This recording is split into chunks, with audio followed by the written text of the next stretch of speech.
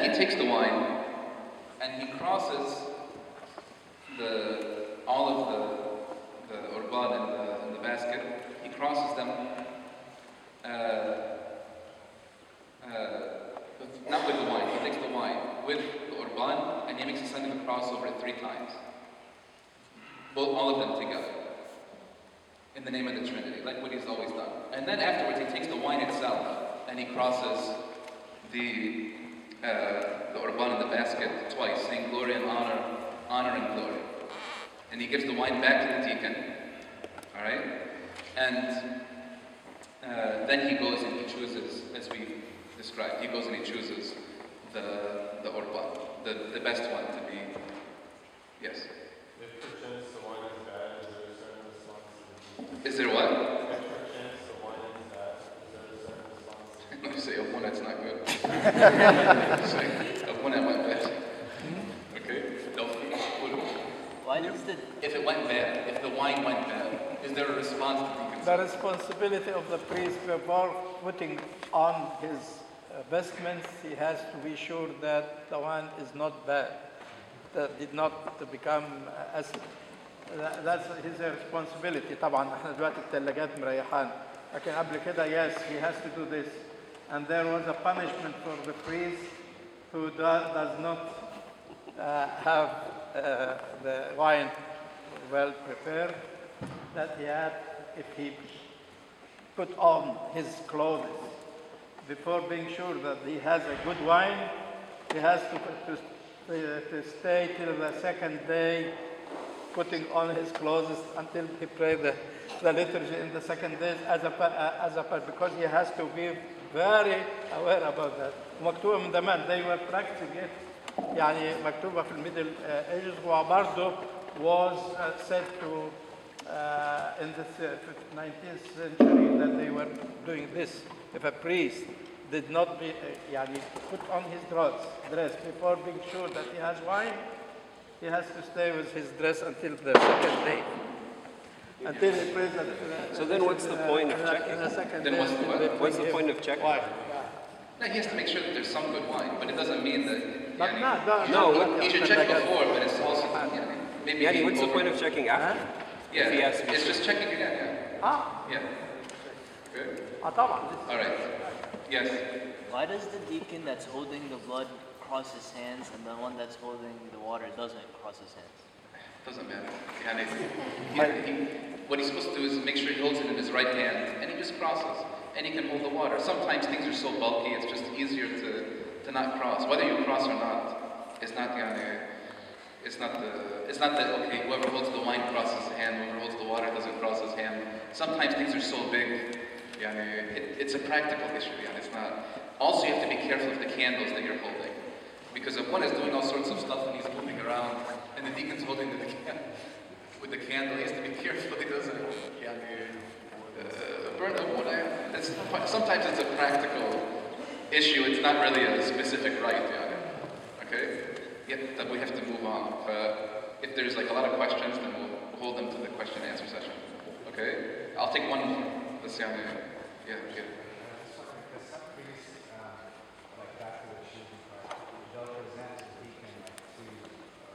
Right, maybe sometimes he can't make a choice. Maybe he sees that 2 of them are just as good, so he wants some other opinion. You can...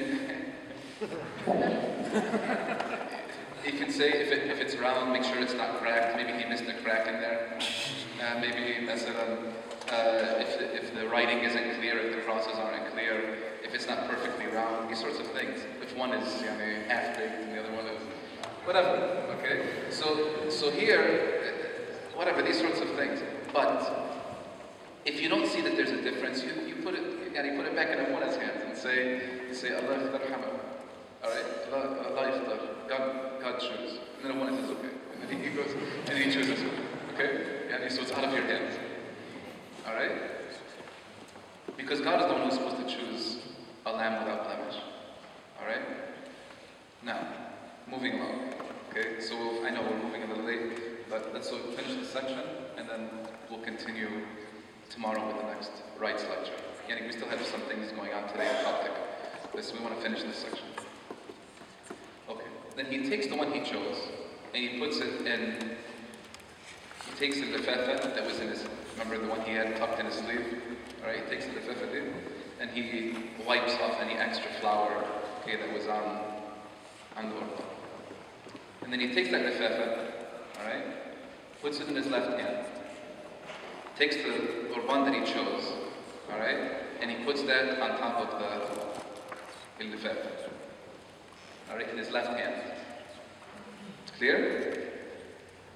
Then he takes the wine, takes some wine from on his thumb, alright, on his right thumb, and he takes it and he makes a cross with the wine over the spadikun.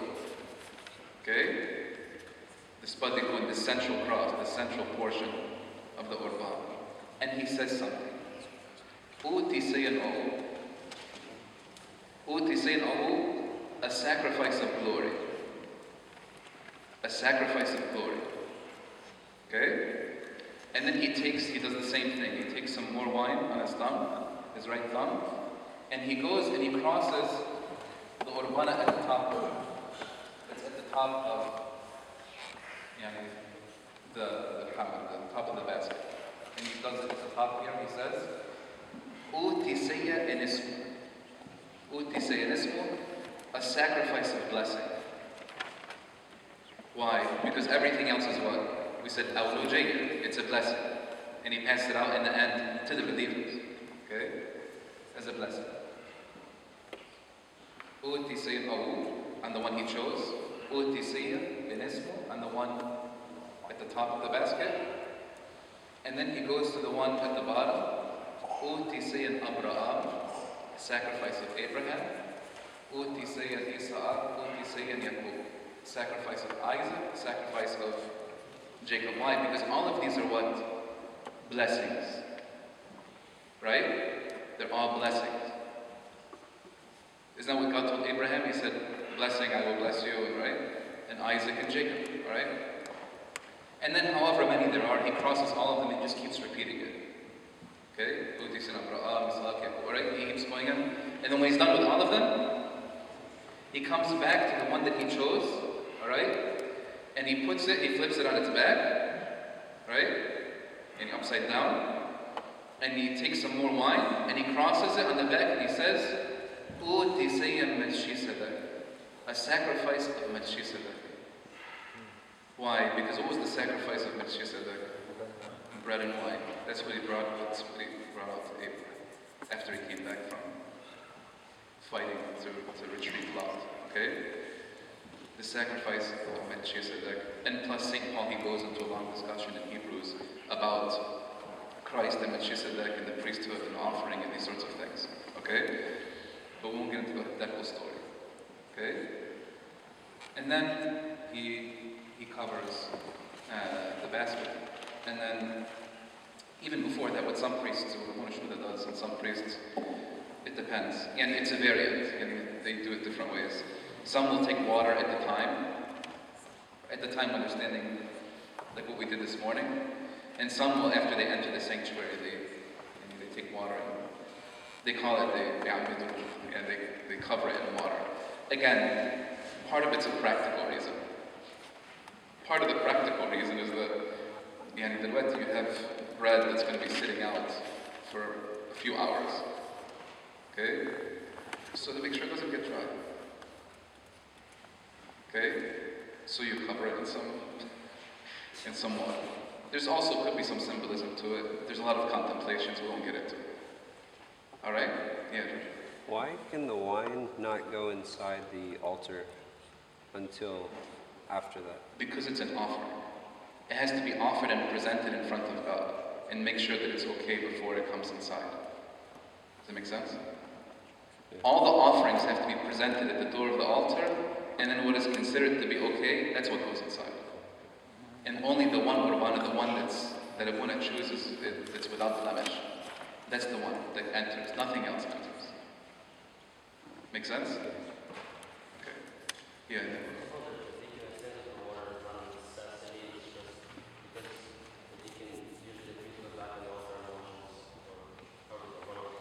As many, like I said, there's variants. Some priests, they have like what, name the Munashno, that he always does it outside at the time of Taqdim al-Hamd. Alright? Okay? The last part. Okay, so all that's done, they put the basket back, the Abuna takes this one, alright? It's still in his left hand, he has a cross in his right hand, he goes into the sanctuary. And the two deacons, the one holding the wine and the one holding the water, they're the ones that go and serve inside the sanctuary with the Abuna, with the one who's holding the Hamd. And again, they enter from here and they go around, counterclockwise. The wine entering first. And then Abuna, he prays, he says a certain prayer. And this is when you say all those nice hymns, and Abin al-Shobi, and all those things. And the church gave us like extremely long hymns to be said at this time. Why? Because Abuna, he says something called Asqarat al-Hamd. He puts everything on the sacrifice. Anybody who, in the faith, who passed away, anyone who has a problem, anyone who's sick, anyone who asked me, wanted to pray for them. Anything and everything goes on what? On this sacrifice. Okay, sometimes in larger churches especially, it's not easy to do because, for the sake of time and a lot of practical reasons. Okay, but nevertheless, and even if they can't do it at that time, you find a priest even afterwards, any free time he has in the middle of the prayers, you see him going through all the papers that he receives, to put everything on this sacrifice. Because it's the whole job of the priest. The priest takes from the people and he puts it in front of Christ. He puts it on the sacrifice. Okay? And this is the relationship between the priest and the people and Christ and the sacrifice and the altar. Alright? One last thing. That's what I said a few times ago. One last thing. Alright? One last thing. And this will be the end of this section. The one who holds the wine is the full deacon. Okay? It's the full deacon who holds the wine. I know that many churches, they take it by rank. Okay, the highest rank he holds al-Hamd, the next in rank he holds the wine, the next in rank he holds the water. No, that's not how it is. The original is that the deacon, the full deacon, he's the one that holds the wine. Alright? And any other deacon, provided he's old enough, he can carry it. An older deacon can carry it. Why? Because the whole service of the deacon in the altar is related to the wine and the blood. So he's the one that brings the offering of the wine and he's the one that carries it. The full deacon. Okay? And that's what you notice today. I was the one holding the wine and another deacon was holding al-Hamd. Okay? Now, the deacon who holds the wine has certain responsibilities throughout the liturgy. And we're going to repeat this again as we go through the other parts of the liturgy. The deacon who holds the wine has certain things that he has to do that are his responsibility in the liturgy. And that's why not any deacon is supposed to hold the wine. Even if there's no full deacon. مش أي واحد يمسك الأبركة. Alright? The full deacon. Or, if there's no full deacon, an experienced deacon. Somebody who knows how to do certain things. So the first thing, and I'm telling you these specific things so you know the rite. Alright? As for its enforcement, this is another issue that when everybody goes back to their church, they can settle with other deacons and with their priests. Okay?